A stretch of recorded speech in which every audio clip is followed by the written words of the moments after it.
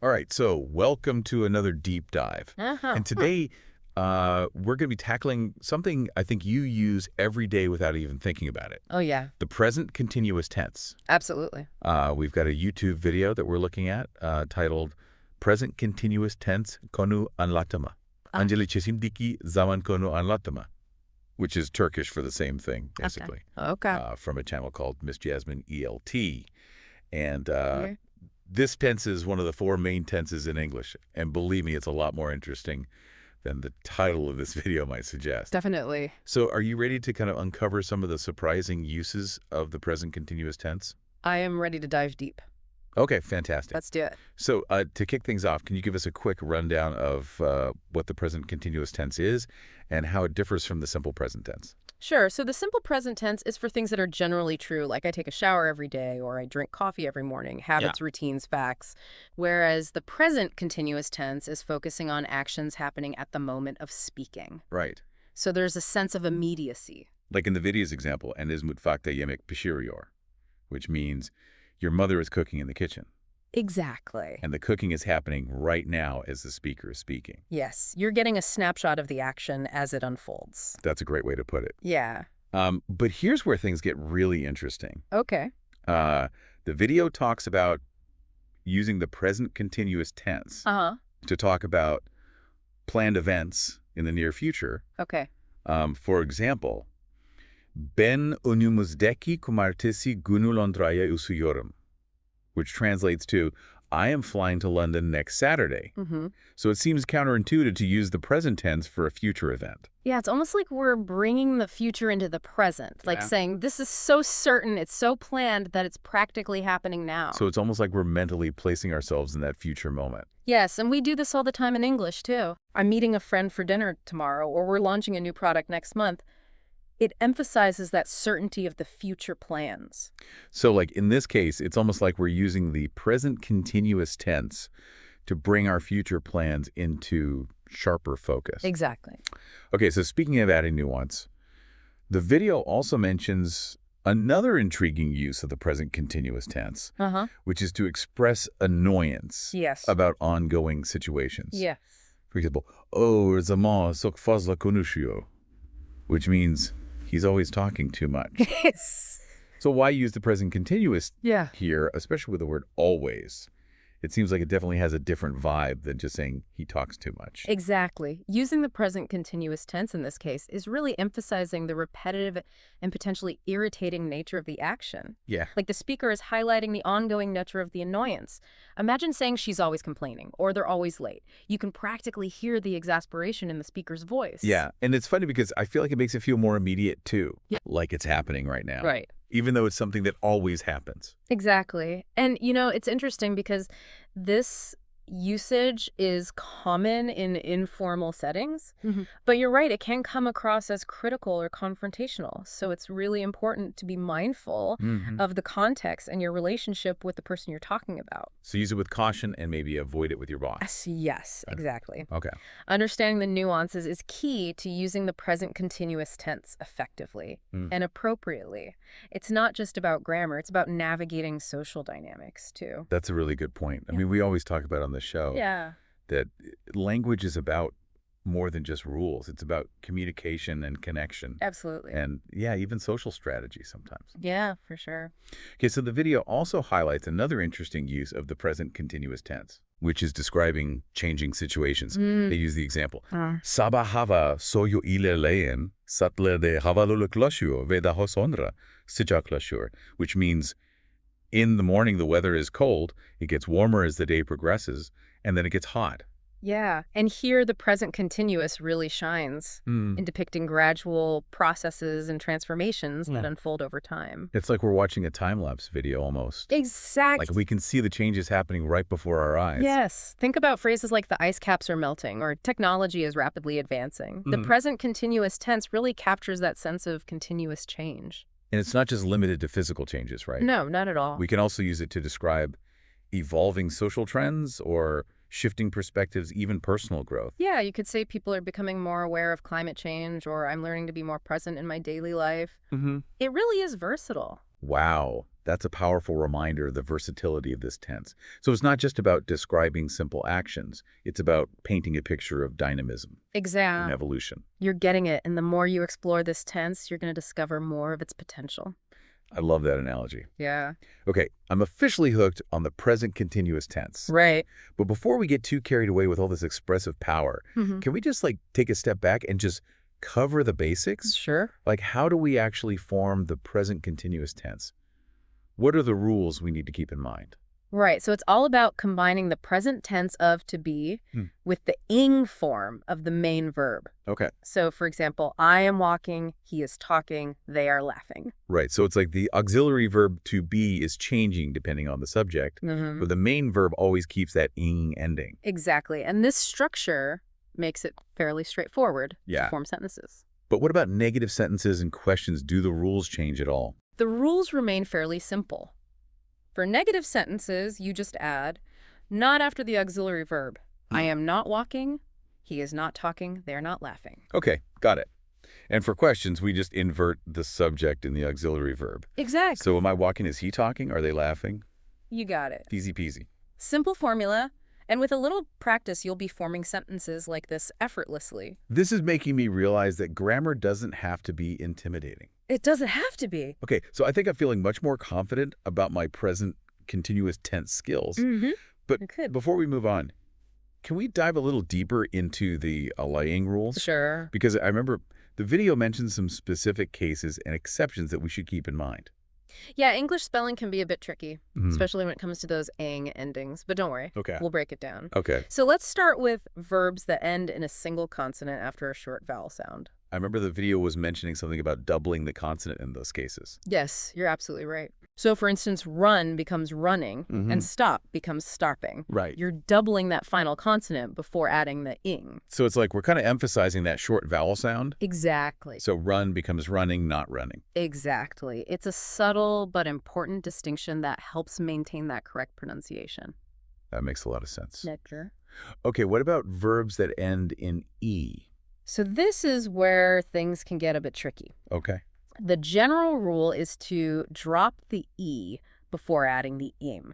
So dance becomes dancing and write becomes writing. You got it. But as with most things in English grammar, there are exceptions. Of course. If the E is preceded by a vowel, we keep the E and add ing. So see becomes seeing and agree becomes agreeing.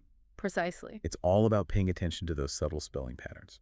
It is. I feel like I'm starting to see the logic behind these seemingly random rules. That's the beauty of language. There's often an underlying reason for even the most peculiar grammar rules. I love that. Yeah. Okay, so I think we've covered most of the keying rules. You know, we've got like doubling consonants, and we've got like dropping and keeping those silent ES.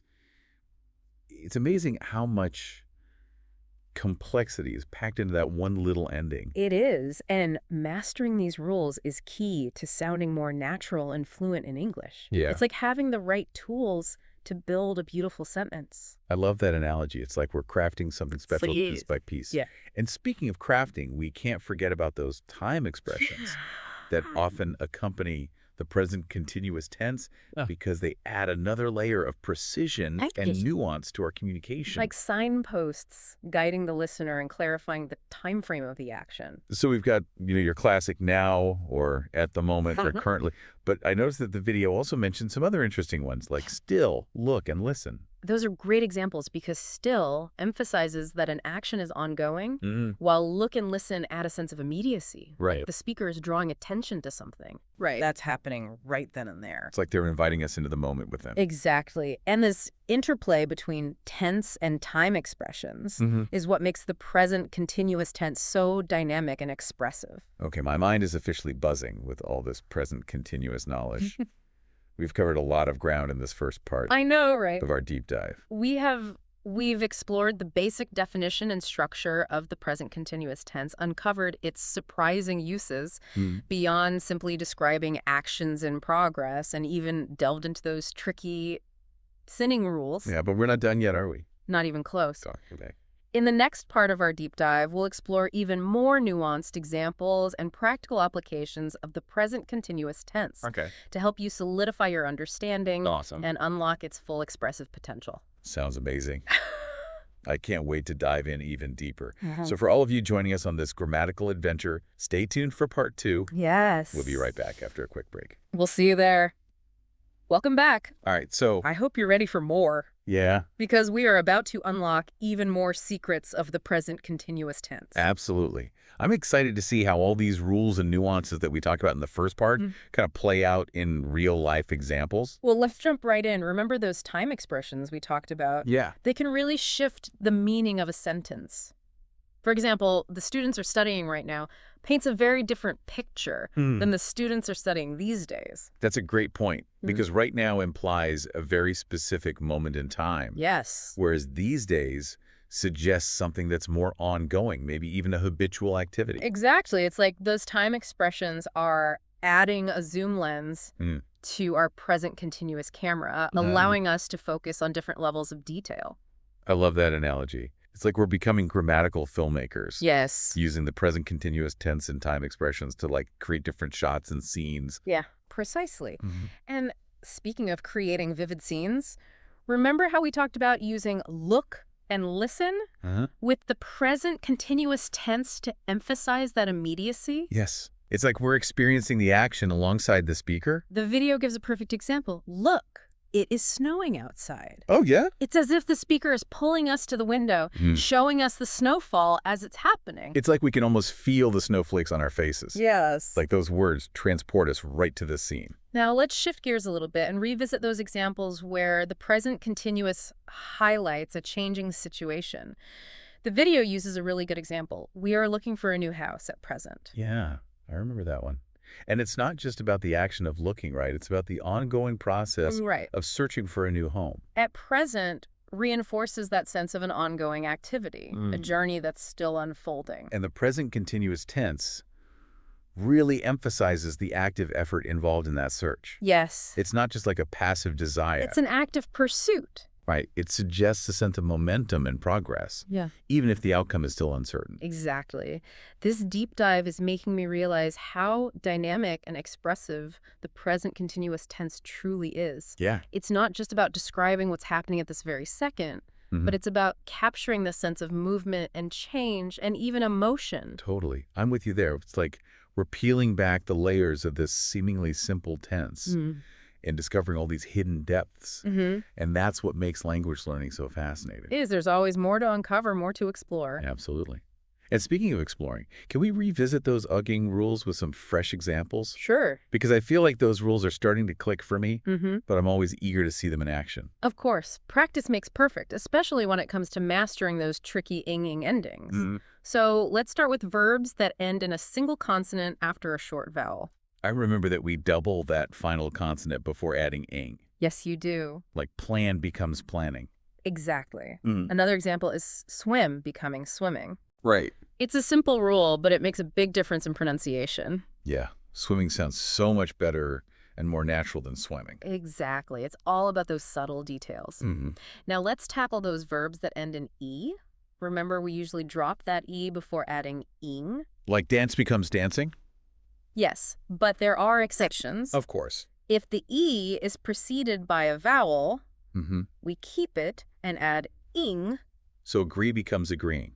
It's like that vowel is giving the E like a little extra support. That's a great way to remember it. And finally, those verbs ending in EE. We change E to Y before adding the ing. So lie becomes lying and die becomes dying. You've got it. Those are definitely good ones to remember. And with practice, those tricky rules will become second nature. It's amazing how these rules, which might seem a little random at first, actually make the language more consistent and easier to use once you understand them. It's like cracking a code, and once you have the key, you can unlock a whole new level of fluency and expression. Totally. Yeah. And I'm noticing that the more I practice, the more I start to notice those subtle patterns and nuances that really make the English language so rich and versatile. It is a beautiful language. You know, I have to say, I'm really enjoying this deep dive. Okay, I'm glad. It's making me appreciate the present continuous tense in a whole new way.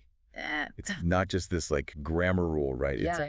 A tool for creating these vivid descriptions and expressing emotion and even highlighting these subtle changes that are happening all around us. I'm thrilled to hear that. That's what this deep dive is all about, uncovering the hidden depth of these seemingly everyday topics and sparking a sense of curiosity and wonder. And speaking of sparking wonder, is there anything else we should explore with the present continuous tense before we wrap up this part of the deep dive? There's one more important aspect we haven't touched upon yet. While we've explored its role in describing actions in progress, future plans, changing situations, it also plays a crucial role in storytelling and creating a sense of narrative flow. That's interesting. I actually hadn't thought about it in that way before. Think about how we use it to describe a sequence of events, like in a story or an anecdote, for example. I was walking down the street when I saw a strange man. He was wearing a bright yellow suit and carrying a bunch of balloons. I was so surprised, I stopped to watch him. I see what you mean. So the present continuous tense really helps us visualize those actions as they're unfolding, Exactly. and creating a sense of movement and immediacy. It's like we're watching a film in our minds, and the present continuous is the camera capturing each scene as it happens. That is such a powerful way to think about it. Yeah. It makes me realize that the present continuous tense is not just about describing actions, but it's about bringing them to life, Yes. making them feel real and immediate for the listener. You got it. And mastering this ability to create vivid descriptions and compelling narratives is what really elevates your communication skills. Totally. Whether you're speaking or writing. Okay, my mind is officially blown wide open with all these amazing uses of the present continuous tense. I feel like I'm starting to see this tense everywhere. That's great. And I'm noticing how it just subtly shapes the way we perceive actions and experiences. That's the beauty of diving deep into these simple grammar concepts. You start to see the world Yeah. through a new lens, appreciating the intricacies of language and how it shapes our thoughts and perceptions. It's like a whole new world of communication has opened up to me. I love that. But before I get too lost in all my present continuous musings, Yes. I think it's probably time for us to take a little break and gather our thoughts. I agree. We've covered a lot of ground in this part of our deep dive, and there's still more to come. In our final segment, we'll pull together all the pieces of this present continuous puzzle and explore some final takeaways that will help you use this tense confidently and creatively in your own communication. I can't wait. This deep dive has been a real eye-opener, and I'm excited to see how it all comes together in our final part.